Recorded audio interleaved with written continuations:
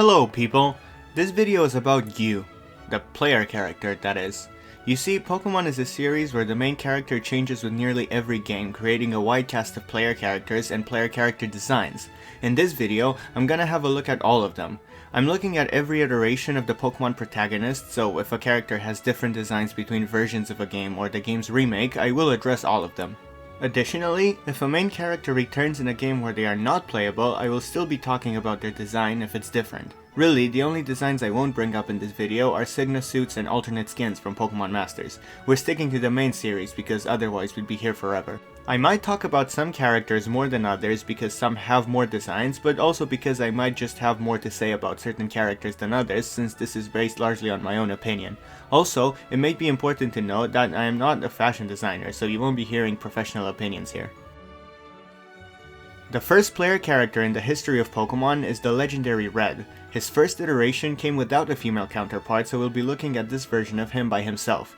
When looking at his design from Gen 1, it is a lot easier to see how he inspired Ash from the anime. He has spikier, darker hair than his later designs that flares out more. His jacket is also almost identical to Ash's original series jacket except in red.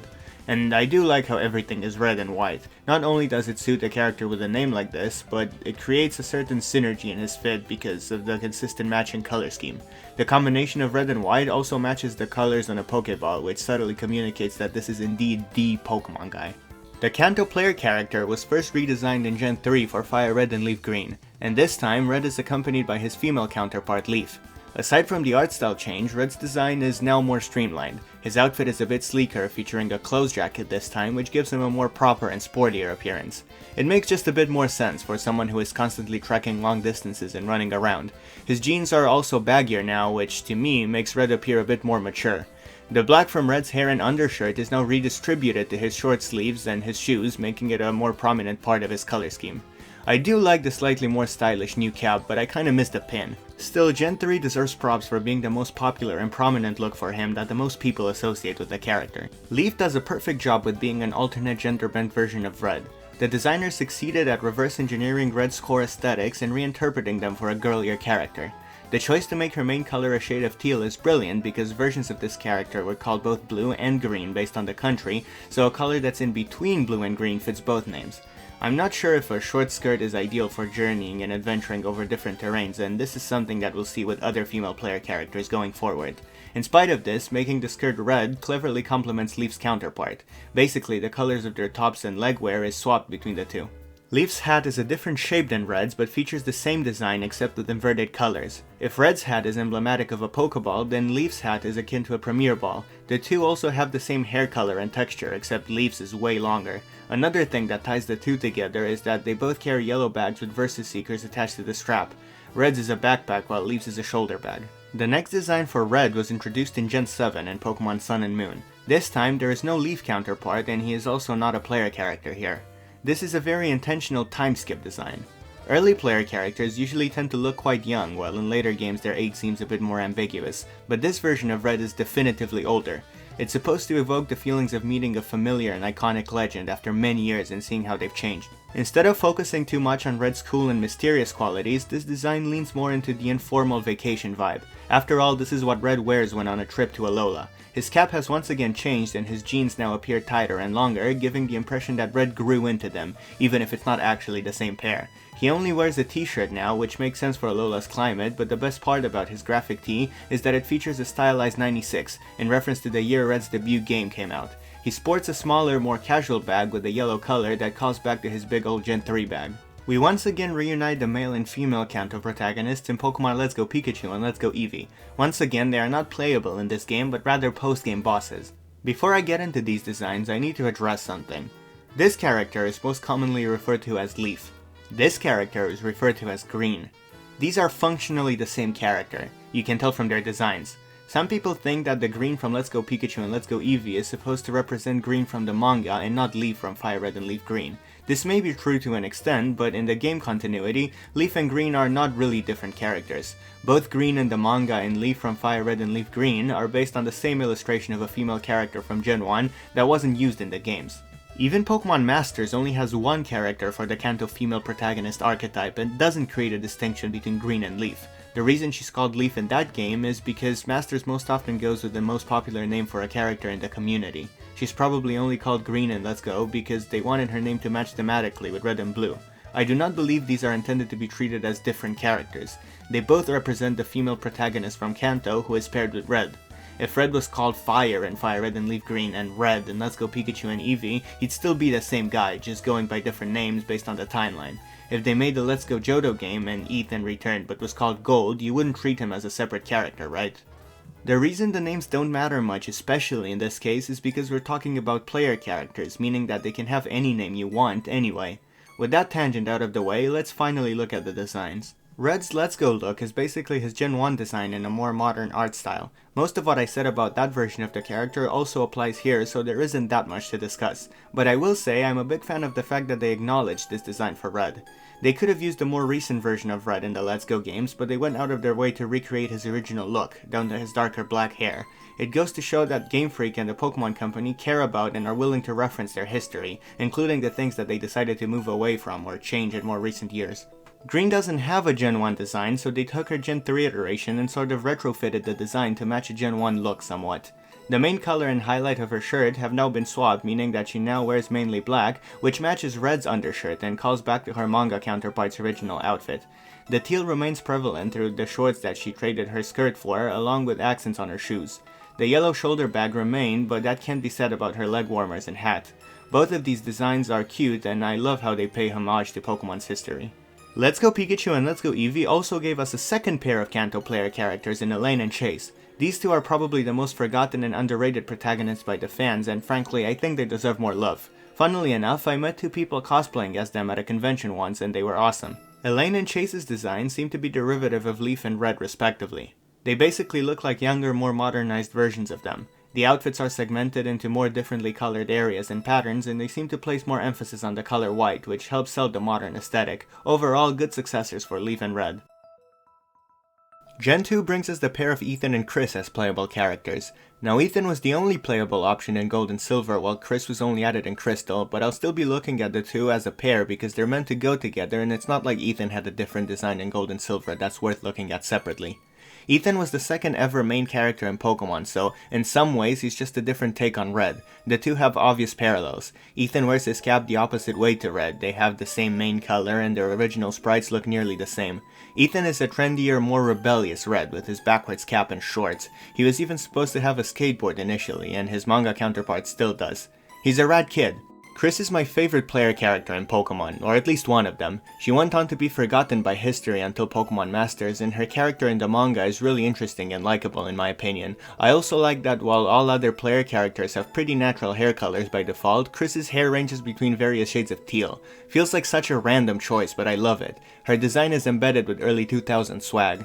She complements Ethan's design quite well. Their tops and shorts are basically the same colors, except Chris's are more form-fitted, while Ethan's are quite baggy. Similarly to Red and Leaf, Ethan and Chris's outfits feature somewhat inverted color schemes, with the former wearing red with white accents and the latter wearing white with red accents. The yellow on their shorts and headgear along with their light purple bags further tie the two together and create cohesiveness.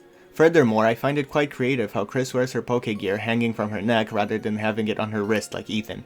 Generation 4 redesigned the Johto player characters for Heart Gold and Soul Silver. Well, I say that, but only Ethan was redesigned while Chris was replaced entirely by a new character named Lyra. From my understanding, this was somewhat accidental. When they were designing a female Johto protagonist, they ended up creating a design completely different to the one they used in Crystal, so they decided to make her a new character. I prefer Chris's design over Lyra's, but this isn't to say Lyra is designed poorly. Both her and Ethan now sport a more subdued and low-key look compared to Ethan from Gen 2. Fewer bright colors and warmer tones. I think this fits the reverence given to the Johto region in Heart Gold and Soul Silver, and it makes Ethan look more mature, although he did lose a considerable amount of swag. The yellow takes a step back in this iteration of the Johto protagonist and is instead replaced by white for Lyra and black for Ethan, with the exception of his iconic hat. Once again, I appreciate how the two wear their Poké gears in different places, with Ethan having it on his wrist and Lyra having it hanging from her bag. May and Brendan's Ruby and Sapphire designs emphasize Hoenn's diverse habitats by featuring sporty clothes that would help them traverse a variety of environments. Brendan is the first male protagonist to not wear a cap, instead sporting a sort of beanie. A lot of people used to think the white part was his hair. It's certainly a strange piece of headgear, but that makes it all the more iconic. I find the rest of his outfit to be a bit dorky though, especially when compared to Red and Ethan. It might just be because I'm not a fan of sportswear like tracksuits in general though.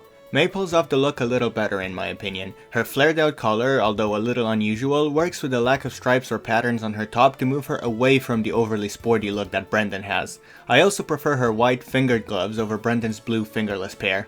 These two are probably the most cohesive pair yet, with very similar red color schemes. Although it came out in the same generation, Emerald redesigned the two and gave them new outfits that, at least in my opinion, are more fashionable. For the most part. Mei's skirt is now fused with her top, she no longer has sleeves and her collar is flipped over downwards more elegantly. I think this makes her outfit less clunky and better put together. Brendan, however, dons a weird pairing of baggy shorts over long pants which looks a bit weird. I think it's because the top layer of the pants goes below his knees. I think it would have worked better if the shorts were shorter. I do prefer his form-fitted short sleeve new top though. It creates more contrast with the baggy part of his pants, and the fact that his collar isn't choking him anymore makes him look more loose and comfortable. The red on both Mei and Brendan is now more orange and the pair is tied together by newly added green accents. Overall, big improvements over their original Ruby and Sapphire designs. Omega Ruby and Alpha Sapphire yet again reimagined Mei and Brendan, this time more radically. What I find most interesting about these designs is that they feel like time skip designs. This may only be because of how much the Pokemon art style changed between Gens 3 and 6, but these Mei and Brendan do not look the same age as these Mei and Brendan. Other remake designs felt more mature than their original counterparts, but I think it's more drastic in this case. I might think this partly because when Mei and Brendan's manga counterparts use these designs is when they're older and that affected my perception, but I'm not sure. Tell me what you think. The designs themselves are quite good if not a little less unique than their Gen 3 iterations. Turning Mei's skirt into shorts makes more sense, I think. The added black frills on her top along with turning her classic headband into a bow gives her a cuter look, but her sportiness still remains in her short leggings and the fact that her clothes don't protrude outwards to get in the way while also having ample breathing room for warmer areas or to reduce sweating and strain. The same can be said about Brendan's ORAS outfit, although in his case I prefer the previous two rather firmly. I praised his emerald outfit for contrasting a tighter top with baggy pants, but now both his top and shorts are quite form-fitted, removing that contrast. I find Brendan's new look a little bland when compared to Mei's, but at least he keeps his signature white beanie. I like the ORAS player characters, especially when I think of them as aged up versions of their Gen 3 selves. I have a personal headcanon that in the ORAS universe, the events of the Hoenn games take place later in the timeline than in the Gen 3 universe, hence why the characters look older. This is also supported by the presence of more modern technology in the remakes like the Pokénav Plus, but that's a story for another time. Diamond and Pearl gave us the first iteration of Dawn and Lucas. Dawn is probably one of the most popular and recognizable human characters in Pokemon, due in part to her memorable role in the anime, but also because of her inspired design. The scarf gives her a recognizable silhouette and she wears a proper beanie, the best kind of hat. Said beanie is white, which along with her light pink skirt and boots creates contrast against her black top and socks, which helps her stand out. Pink is Dawn's distinct highlight color and it differentiates her from other characters, and I think that's the main thing Lucas is missing. He doesn't have a unique highlight to tie his design together. He's got the blue pants, but that color doesn't really stand out in the same way Dawn's pink does, and it's pretty common among other characters too. If intentional though, it is neat how Lucas's blue matches Dialga and Dawn's pink matches Palkia. What's weird about both of them is that they wear warm clothes like all the other protagonists despite living in a much colder region. Their platinum redesigns mostly remedy this problem, however. Lucas looks proper warm now with a tightly tied scarf, jacket and trousers. This version of his outfit also has a cleaner, less messy color scheme. I definitely like it over the original. Dawn's new design, while less iconic, also dresses her more appropriately for Sinnoh's weather, giving her a red trenchcoat thing. I also like how the switch to white scarves means Dawn's matches her beanie now. The pink that was lost because of the lack of a skirt is redistributed to her hair clips and coat puffs. The problem is she's still not wearing pants, even in the design where she's supposed to be dressed for the cold. Apparently girls aren't allowed long legwear in Pokemon. Both her and Lucas get rid of any yellow in their designs in Platinum and replace it with more white. I'm kind of a fan, it's sort of elegant. Akari and Rei are old-timey versions of Dawn and Lucas respectively, featured in Pokemon Legends Arceus. These characters represent either ancestors of the modern Sinnoh protagonists or their appearance after traveling back in time. The game implies that the character you play as is the same as in the modern day, while the character of the opposite gender that you didn't pick is an ancestor. But maybe Pokemon Master suggests that they're different characters entirely, or maybe they just think that because they lost their memory and they don't quite remember who they are. I don't know, it's complicated and it would take too long to try and explain now. While Akari and Rei's designs aren't immediately visually striking on their own, they are quite fantastic in that they manage to look like they belong in the past while still being recognizable as versions of Dawn and Lucas who wear very modern clothes. The fact that the designers were able to take these designs and reimagine them as antiquated attire from a period where the culture and resources of Sinnoh were completely different is nothing short of genius. I'm a fan of their black undershirts. It's creating contrast between tight and baggy like I mentioned before. I also think it's quite clever how, although they wear different kinds of headgear from Dawn and Lucas, it still follows a similar shape language. Akari and Rei are unique among protagonists for being the only ones to don such attire, a distinct mix of traditional Japanese and fantasy. To me, Hilbert and Hilda represent the platonic ideal of a pair of Pokemon player characters. That is to say, they're almost like the mean average of Pokemon protagonist designs, not leaning too much in one direction or another. Hilbert doesn't look all that different from Red. He almost feels like a reboot design for Red, which makes sense considering some people see Black and White as a sort of soft reboot for the franchise. His color scheme is mainly blue with red accents, which feels appropriate for a Pokemon protagonist and would go on to be used for a lot of male player characters in the next couple of gens. Hilda's outfit is a bit more chic, her main features being her jean shorts and black vest. It makes her look slightly less generic, but personally I'm not that big of a fan of vests in general. I do like how her outfit features both black and white pretty prominently. Very thematically appropriate. I think Hilbert and Hilda are a little visually disjointed from each other. They have different styles and the only indicators that they're supposed to be counterparts of each other are their caps and the vague urban flavor to their styles.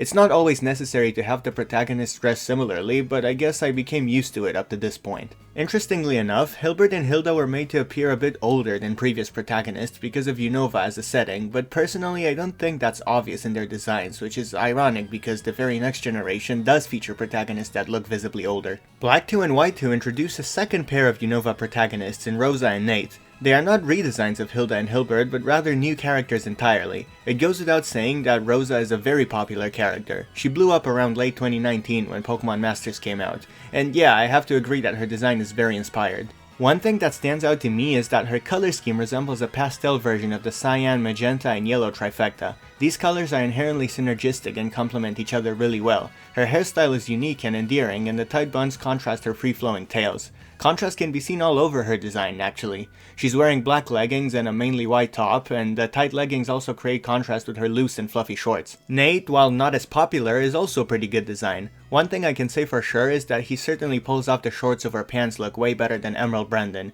probably because he's wearing a more form-fitting bodysuit underneath compared to Brendan's pants. Nate also has a blue and red color scheme, but this time it's darker. I think that gives him more of a cool look. His hair does feel a little random and not that purposefully designed though. I like how Rosa and Nate are visually tied together by their visors. It's a kind of headgear that no other protagonist used before, so it's a good way to signal that they have a connection. Personally, I like them more than Hilda and Hilbert.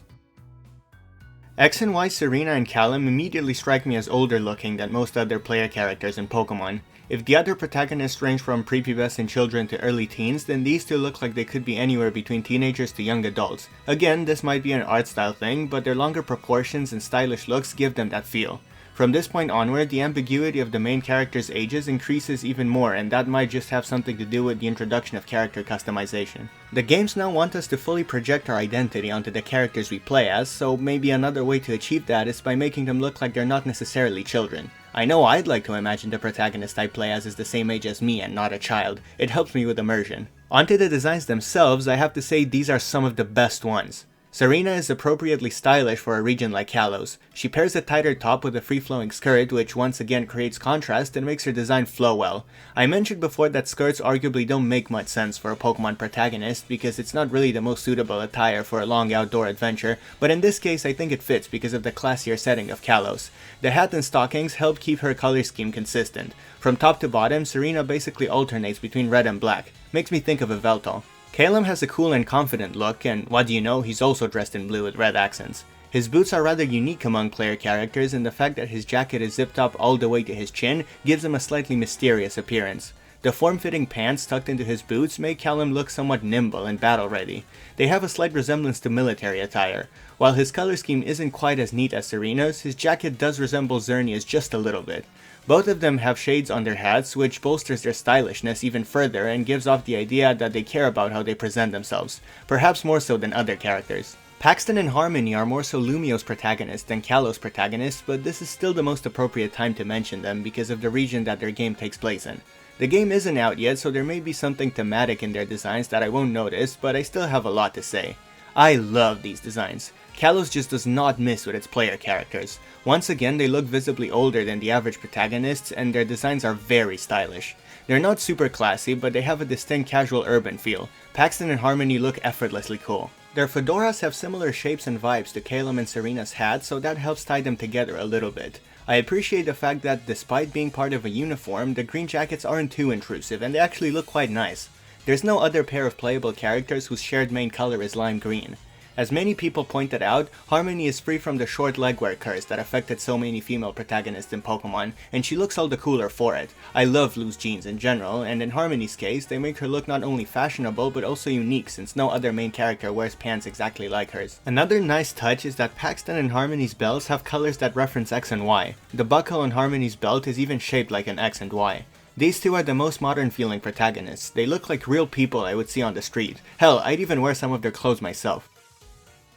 Sun and Moon introduced Elio and Selene as its player characters. What these two accomplish the best is that they very obviously convey the tropical climate of Alola. They're wearing warm outfits fitting for the region's islands and beaches. As you can see, Elio is yet another male protagonist dressed in blue with red accents to absolutely no one's surprise. Selene's pastel tones are a bit more unique and I appreciate that. I also dig her funny hat. Some people pointed out that the colors on their outfits resemble Alola starters. I'm not convinced it was intentional, but I can definitely see it and I think it's cute. These two are appropriately colorful considering the vibe of the region. Also, does anyone feel like they look younger in their 3D models when compared to the official art? In Ultra Sun and Ultra Moon, Elio and Selene were redesigned, and these designs are a bit strange. The originals looked like Pokemon trainers in a tropical island setting, but these versions look more like tourists, I guess.